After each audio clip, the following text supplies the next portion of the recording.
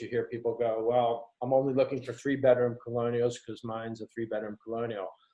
I won't put in the number of bedrooms, and I won't put in the bathrooms and the fireplaces. I'm just going to pick a geographic area like the township, and I'll start to narrow it down from there. And I'll start with the most current sales, and then I'll go back to about 6 months or back to a year. If you have a really unique property, I've seen in, multi-million-dollar homes, I think it's reasonable to go past a year to try to find some comps because there's just no data for those. But, another thing nowadays with the values increasing so much, this kind of goes to how do you appeal the appraisal. I think that there's an argument to make time adjustments. If you look at the appraisal and there's no time adjustment, if you can prove to the lender that, hey, he should have made a time adjustment, I think there's an argument, because that's really what's happening now, right? That's why values are getting clobbered, because there's no inventory, interest rates are low, and people are bidding way over asking price because, they figure what it's going to cost them to, their monthly mortgage payment. They can afford $1,000 a month, and that $1,000 a month now buys a lot more house because the rates are as low as they are.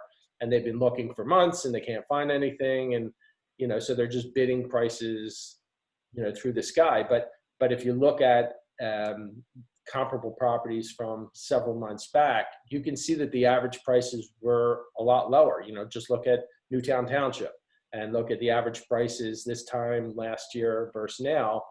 And you can do that by township, and you can make an argument that, hey, look, every township in this county has increased between 6 and 12% over the last 6 months or whatever, and so there should be a 1% adjustment per month, and the appraiser didn't include that in his analysis. And if you make it strong, I think a lot of times lenders will accept that. And once they come back to the appraiser, the appraiser can make the adjustment for the time where he may not have done it before. Yeah, I think a lot of appraisers, because I know a bunch, are afraid of making time adjustments. And even in bad markets, it goes the same way. But, I've been helping some people with even stuff that has closed in January and February of this year, right before Corona hit. You can definitely show and explain that, a time adjustment is warranted. But would you agree that most appraisers are afraid? Well, yeah, most appraisers don't use time adjustments because the investors don't want to see them, to be honest. And, the only way you can use them is if you can really, really prove them. So, but right now, some of them just, you can't make a 20% adjustment for time, and that's realistic in certain cases right now. So you're not going to get all the way to where you need to be on some of these deals with the time adjustment, but I think it's warranted, and I think that you should be using them when you can or when you need to. Right. I think it's setting the expectation. Obviously, I know most of you guys are doing this with the sellers up front of saying, look, we're in a very limited inventory market. It's going to get driven up above ask, and sort of let them know that the appraisal is going to be, the big factor. So the more you guys know and the more you understand about what Mark is saying, the better chance you're going to have of keeping these deals together. Because even if you don't get it all the way up to the, the actual purchase price, you have a fighting chance if it's 10 or 15 below rather than, 50 below. And then, that deal's blowing up. And so, you could probably add a few deals a year in this climate right now, just by having a better understanding of the appraisal side of it, how to better sort of prepare yourself.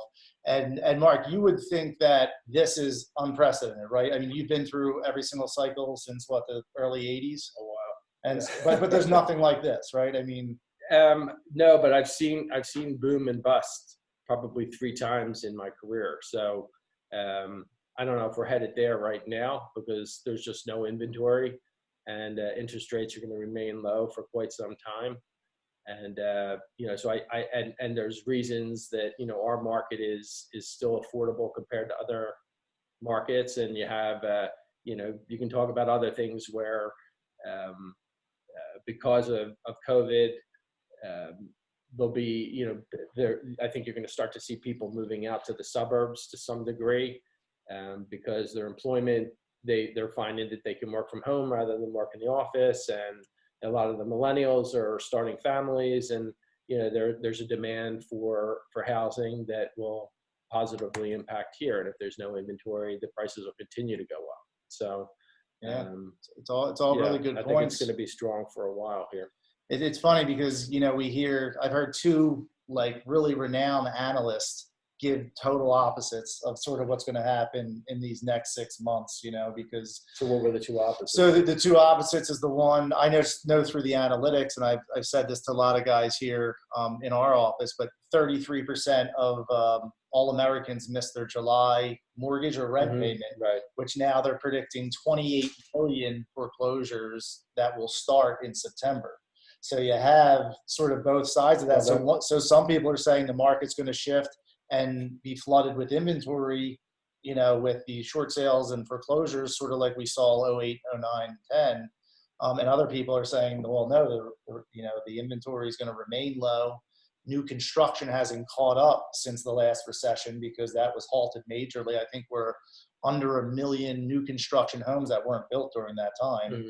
And so it's just going to be really interesting in the next few months to see what way it goes, and sort of who's going to be right or wrong. But we will see. So I'm just going to ask a few more questions. How far back, like if you can't find something, I mean, are you going back over a year or not? So in your traditional home, regular development type property, you pretty much can find your data, and your best data is going to be current. There's about a 3-month hole in our data right now because of COVID. There were no sales. All the homes stopped being offered for sale. So in some cases you go further back, but really your best data is going to be the current data because that's more indicative of current market activity and market values. If I'm searching back 9 and 10 months for a sale, it's probably going to be a lot lower than today's sale price. So, according to Fannie and Freddie, the guidelines that we follow, we can go back a year for sales. We have to comment on the appraisals if we go back any more than 3 or 6 months. We have to explain why we went further back. But you really want to use the most current stuff that you can. And then again, like I said, if it's a really unusual home, multi-million-dollar properties, or really unique design, or just some characteristics that aren't typical, I'll often go back well over a year. I think the bigger issue is where do you go for comps? You really want to stay in competitive market areas, not just worry about how far back you go. Like, I wouldn't go, I wouldn't cross a county line. I wouldn't go into Huntington Valley for one in Southampton. I just typically wouldn't do that. And does that go same for school district too? Like, yeah, I think I just remember getting killed if I jumped out, if you're in a different township, but in the same school district, I think that's fine. But if you go out to another school district, because then you're talking about an adjustment there. How do you make an adjustment for Council Rock North compared to CB East? Right. It's like that opens up a whole wormhole of questions. It's a rare occasion that I'll do, if I'm like up in Solebury. Right. Sometimes Solebury, Upper Makefield, and Buckingham, for certain unique properties, I may consider traveling that area. But for the most part, I'm going to stay in the same school district. Yeah. And so another question too, as far as current data, so the pendings and actives, then are you allowed to put a little bit more weight on them in this, or is it still obviously you have to give to the closed sales first and then support it? So the lenders want to see that you really only put weight on the closed sales, not on the pendings or the actives, because the pendings and actives are really there for the theory of substitution. The idea that something that's active on the market, why would you spend $550,000 for a property that you could find something on the market currently active for $500,000 right now? So typically when you're using actives and pendings, you want them to be they're better if they're a little bit higher than your final opinion of value. So, you put the value on the closed sales. Right. And another thing too, guys, you should really look into those pending sales to see when they're closing, because, you know, you can hold off, right, in appraisal. Sometimes, yeah. You know, and not have the appraiser come in if you see something that's in the neighborhood that is going to sell, that's above, you know, where you're at, or is going to be a really good supporting comp. So again, agents don't look into that far enough. And, you know, you can even call the listing agent on the other side, say, hey, are you going to be closing at this time? And then you'll have that'll be your number one comp. No, I agree with that. In the neighborhood. So many people miss that. And then what happens is, and Mark knows this, the effective date of the appraisal, you can't, once that date is done, and even if a comp closed 2 days later, you can't use that. You can't change the effective date of the appraisal. Yeah. It's a use violation. You're required to then make another physical inspection of the house, and in order to change that effective date. But you know, if we know that a pending transaction is going to occur within, you know, a week or two, we can easily call the lender up and say, listen, we need to put this file on hold for a week, you know, and we can make the inspection, write the report up, and then when it closes, we'll submit it at that point. So there's no delay in the process. So. Yeah, now Mark can see that, and because he's a savvy veteran of this, but, you know, you as the agents should be aware of that, and, you know, really let that appraiser know, or just hold off the inspection until that time. I mean, we literally just had one last week that we held off, and that's now the number one comp, and there's no issues.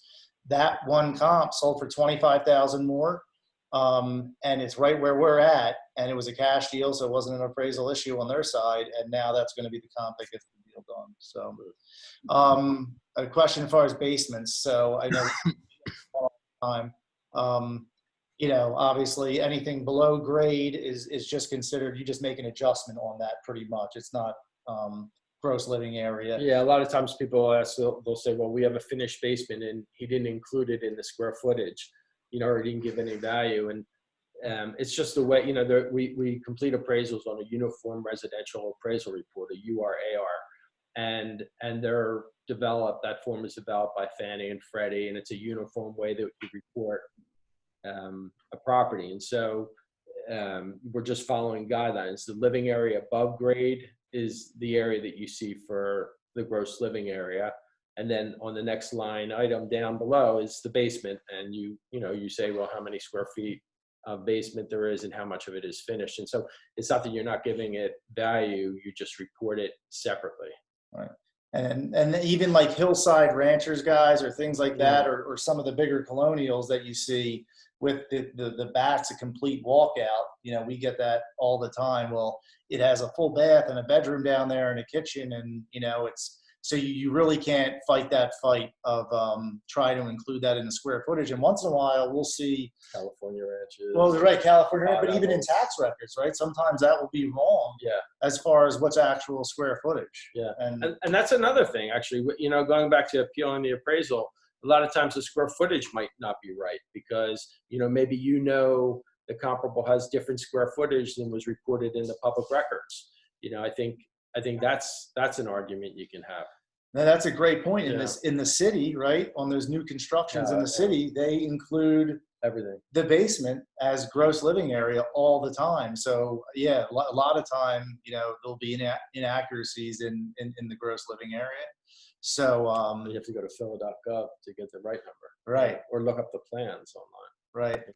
And remember, guys, the more value, I mean, you're the fiduciary to your client, the more, you know, info, the better you are versed in this world of appraising, the better you're going to look, obviously, to your clients as well. So here's another thing I always used to get to, so you spoke a little bit about adjustments. Do you feel that appraisers are like moving with the times? Or because I see when we get back for my sales team, I'll see this, like a guy that's been making the same adjustment for a bathroom or a bedroom for 40 years. Yeah. You know, so like how does that work as far as maybe explaining to them, you know, if you are fighting and trying to get something for adjustments, like it definitely has moved, right? I mean, like a half bath is it still $3,000 or like, because I know this is part of like just being on the other side of it, is that the bigger the adjustment you make, the worse the comps look to the underwriter. Well, and it is. If you have a higher net or gross adjustment, the more adjustments you have, the less valid that comparable is. If you have 50% in gross adjustments, pluses and minuses, then you're basically saying that it's not a comparable property. And so maybe you shouldn't have used it. But, appraisers we follow guidelines too. I mean, on our side, this is a challenge we have, Fannie and Freddie are now score the appraisals on a risk basis, just like there's credit scores. And so when we submit an appraisal, they run it through the lender sends it to Fannie and Freddie, and they put a risk score of 1 to 5, or 1 to 6, I forget which one it is, but on the risk of the appraisal. And they also, because they've been gathering data for years and years on all transactions, they'll provide the lender with a whole bunch of sales. And if the appraisals that I've submitted doesn't have the comparable properties that are towards the top of their list, we're going to get asked about it a lot of times. And if our risk score is too high on the appraisal, we run the risk of really getting into a lot of trouble with Fannie and Freddie. And we have guidelines that we've got to follow. Like, they want to see when you do an appraisal, it's not like you can just pick whatever sale you want. They want to see adjustments within a certain range. They want to see comparables not too far away from the property. They want to see you bracket the square footage, bracket the sale prices. There's a lot of criteria that we have to fit because, that reduces the risk exposure to them. And, so a lot of times we may think that there's a little bit more value to the property, but it's really hard for us to support it within the guidelines that Fannie and Freddie put. It's different when you do an appraisal for a divorce or an estate or to set a sale price, because you can make more accurate market adjustments. You have certain limitations with mortgage lending appraisals. Right. And I think that, that's why sometimes, speaking of risk, so when you do a reconsideration of value, some of those appraisers just stand firm because they don't want to admit that they were wrong, right? And now they're going to readjust the appraisal. So, depending on who the mortgage broker is, sometimes the better, thing is to fight with the mortgage company to have another appraiser come out, right? That's an option if it's not FHA or VA. Yeah, that's true. That's an option. I mean, too. if you strongly believe that the appraiser really was off, but there, you're allowed to have a conversation with an appraiser. I think that there's some people think, well, you're not allowed to talk to the appraiser or put, an idea of, your opinions, and you can't put undue influence. You can't say, well, if you don't come up with the value, I'm going to tell every mortgage company not to use this guy again. But you certainly can have a professional conversation and say, this is how I came up with the listing price. These were the properties that I looked at when I listed it, and there was no other active properties. And, we had all these offers and so on and so forth. You can have that conversation. So. Another question, Tom just chimed in. So below grade, if there's egress, and we get this all the time, can you consider a basement down there?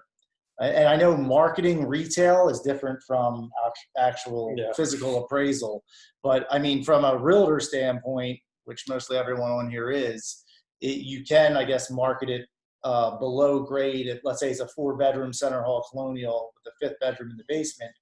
You can market it as a 5, but you may not get it as a 5 from an appraisal standpoint. Correct? Yeah. I mean, you'll get it as 5, but again, it's going to be listed on the grid. I don't know if everybody's seen appraisals before, but it'll tell you the number of rooms, the number of bedrooms, number of bathrooms, and the gross living area above grade. And then below is the basement, and you'll report in the basement how many rooms there are down there, how many bedrooms, how many bathrooms, but it's still, in that case, that Justin is saying. They're single-sided. My printer has been funky. Did it print out single-sided? One real quick. Um, Yeah, I just need. there we go. Okay. Yeah. Anyway, so another thing too that we get on, a lot of questions about is, what's considered, I would get this all the time, like a bedroom. Does a bedroom have to have a closet or have to have a window to be considered Yeah, a bedroom? the bedroom above has to have adequate ingress and egress. So there has to be a window. That's number one. It has to have adequate ingress and egress. Like, there's sometimes you'll see condominiums in the city or some of the 55 communities, they don't have a window in a room. It's a den. And it might be marketed as a bedroom, but it's not. Another thing that you're supposed to have really is a closet, but depending on the size of the room or such, you can always have a wardrobe closet that will be adequate. But certainly you have to have adequate ingress and egress. Also, I typically want to see access to a full bathroom nearby. There's some older homes down in Bristol where and there are those ranch houses and you walk in and you're in the living room and immediately to the left is a room and that's a bedroom. And to get to the bathroom, you've got to walk through the living room all the way back behind the stairs to the bathroom. I mean, that's not desirable, but if it's typical in the market, it's okay. But typically you want to have access to a full bathroom as well as the windows. Like if you're in Fishtown, that those homes, a lot of those were built without bathrooms 100 years ago, and it's very common to have to walk through a bedroom to get to the bathroom, and that room that you have to walk through is still considered a bedroom. Yeah, that's that functional obsolescence. I believe that's the word. Incurable functional obsolescence, right?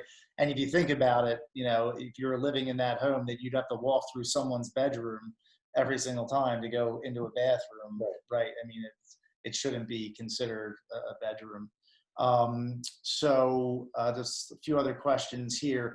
So let's talk about like condition of property, and someone asked like roofs, heating system, value, does that give value? You sort of just put that in the condition section. Right. And I'll tell you, after the meeting, if you want, I could, so when we do appraisals, we rate the condition of a home C1 through C6. C1 is a brand new home that's never been lived in. C2 is typical of like a home that's been completely renovated.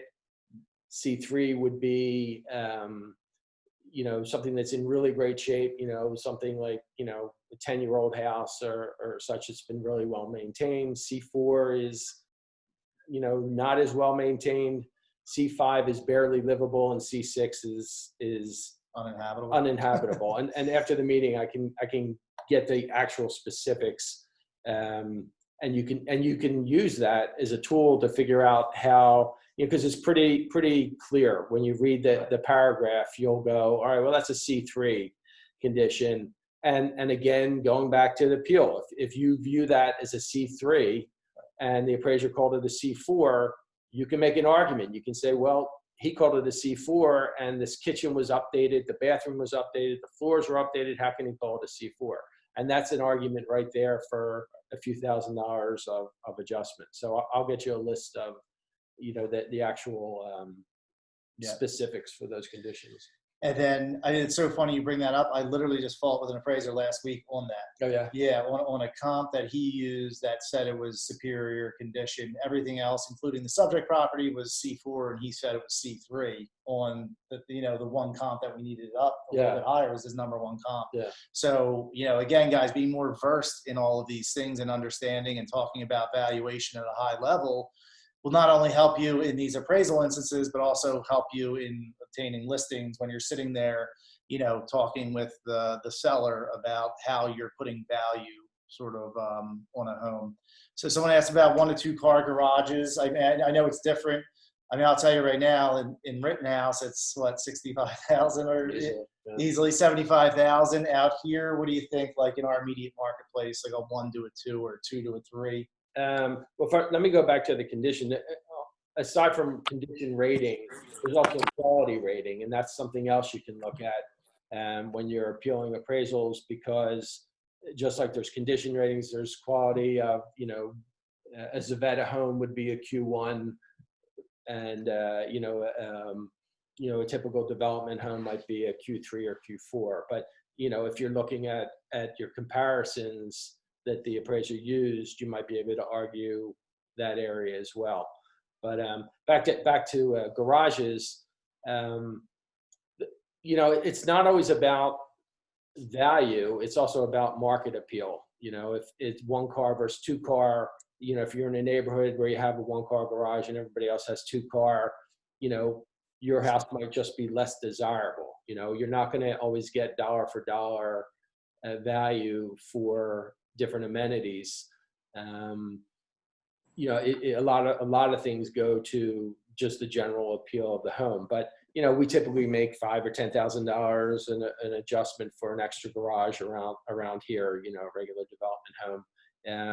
I don't know if it's necessarily a real number, but it's just an acknowledgement that the market reacts differently to the number of bedroom or to the number of garages.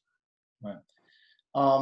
Something else too that I like to, talk about in this market, we're not really seeing it, but like over improvement of a property, right? And I think some sellers are being realistic that what they bought it for at a certain time, what they improved it for is for their personal use. Absolutely. And sort of over improvement. So if you want to explain that a little, most of these people understand, but that happens, and we definitely see that a lot in this market. A lot of times you'll sit, someone will say, well, I just put in, I see it a lot more in refinances, but I just put in a new heater and air conditioning, and I put in a new roof, and $7,000 for the heater and air conditioning, $15,000 for the roof, and I painted the house, and that cost me $5,000, and so you're not giving me credit for this $27,000 that I just spent.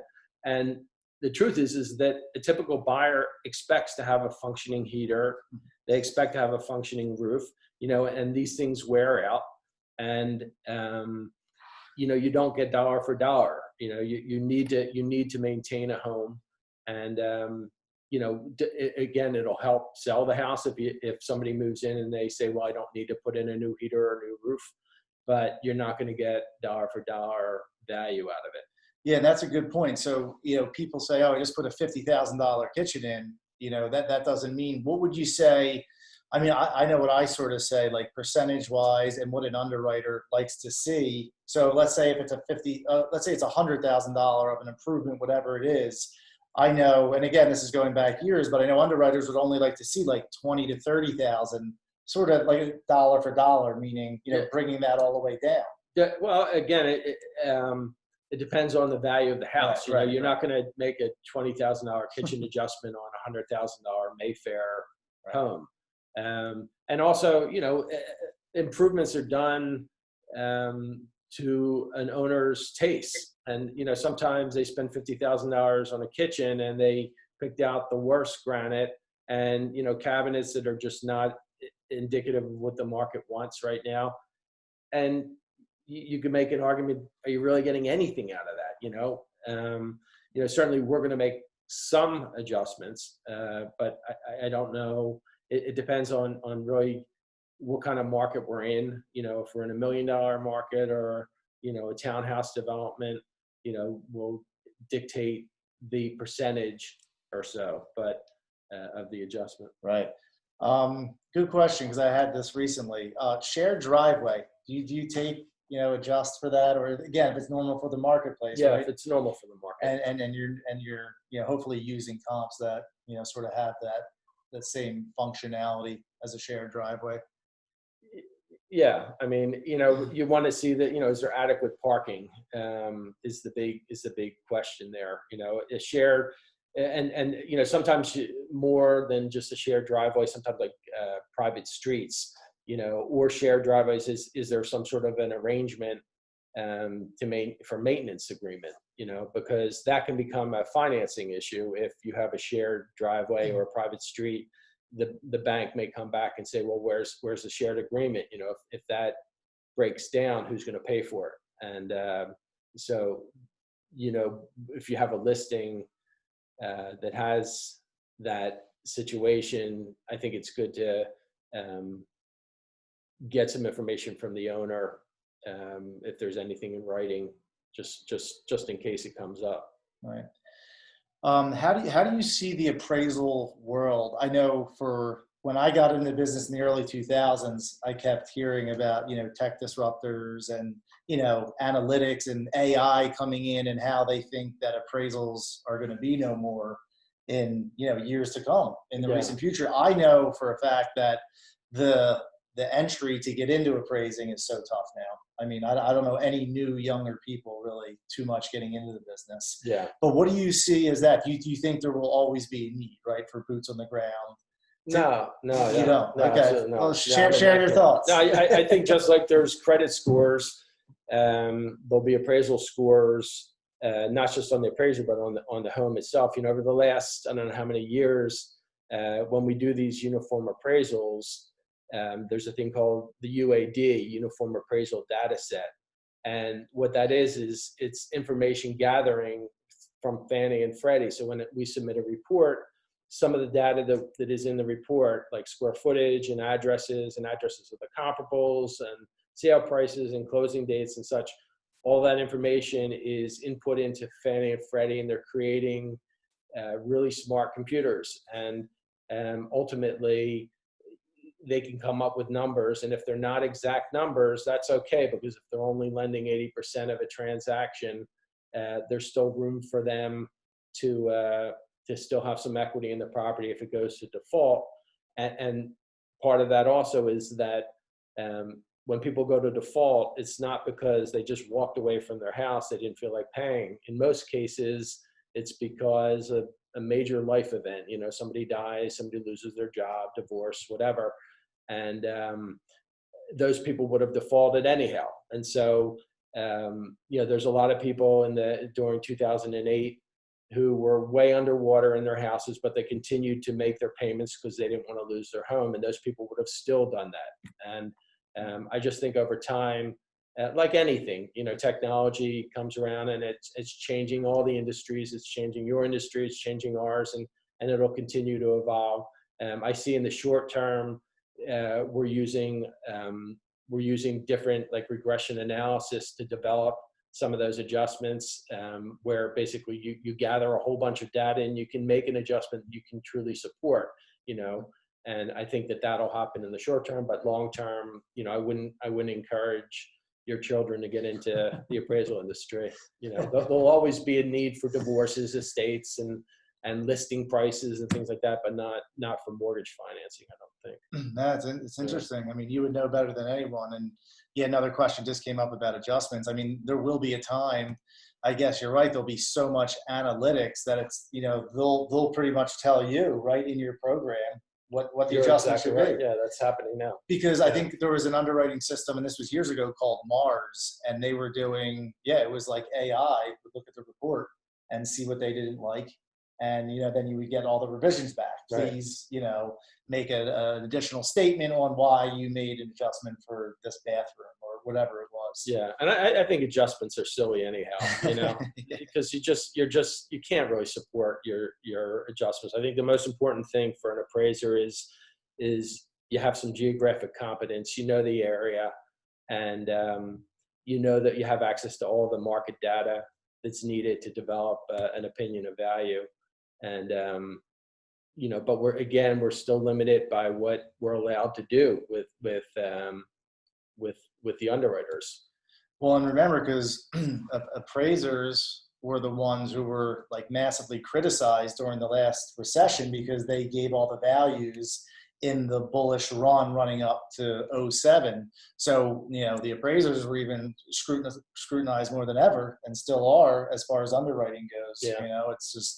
It's tough to, like you said, make like warranted adjustments. I still laugh at the people who make the same adjustment they made in 1982 for a bathroom difference, and then it is now. There's just, well, the thing, I mean, appraisal is an opinion of value as of a specific date, and further, an appraisal or an opinion of value, fair market value, is a willing buyer, willing seller, and you assume that they're both educated and they've done their research and they agree to a price. And here we are as the appraiser saying, no, it's not worth that much.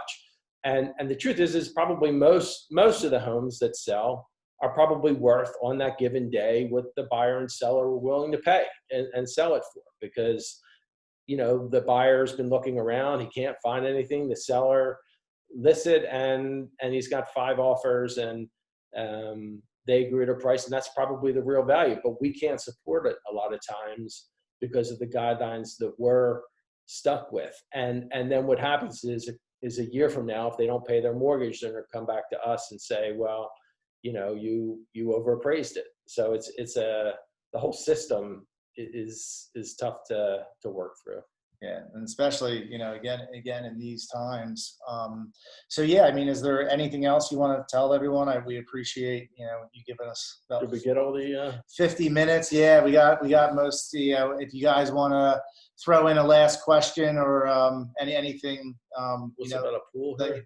just a pool adjustment. That's a good question. I mean, so I mean, it's funny because I see some appraisers make no adjustments for pools, saying that, you know, here it's only really used for 3 or 4 months, and then I see some. It depends on the area. You know, Right. Some areas you'd make the argument that the economics don't support having a pool because it's too expensive to maintain it, or maybe the pool is in not great shape.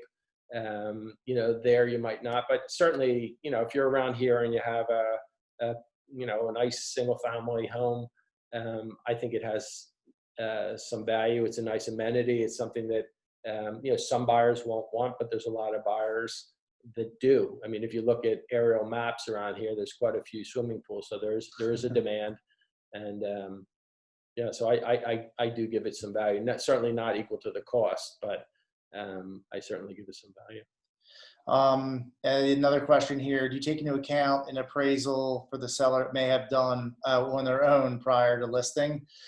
I mean, so that's a tough one. You get that all the time. I think it's not rare, but you know, someone did a refi 6 months ago and then decided to sell. But I mean, you tell me, I usually get the one that's from like 2012. Yeah, I get the same thing. It's 8 years old. I mean, that helps Mark. I mean, so you can just see the footprint and, you know. Yeah, I mean, I'm still going to measure it myself, and I'm going to look at the public records as well to see how accurate those square footages are. A lot of times, Bucks County, the floor plans that they have, you know, the bucks.org is not even close. But any information you have is worth looking at. You know, they're just additional data points.